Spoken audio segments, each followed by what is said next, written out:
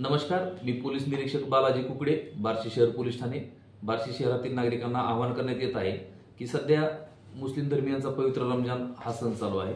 आगामी काळामध्ये गुढीपाडवा, रमजान ईद, रामनवमी, हनुमान जयंती, त्याचनंतर डॉक्टर बाबासाहेब आंबेडकर यांची जयंती, अशा वेगवेगळ्या सण उत्सव आपल्या बार्शी शहरामध्ये साजरे होणार आहेत. सर्व नागरिकांना विनंती आहे की सोशल मीडियाचा वापर करताना जपून वापर करावा. कोणतेही धार्मिक भावना दुखवतील आणि समाजामध्ये तीड निर्माण होईल अशी आक्षेपार्ह पोस्ट टाकू नये.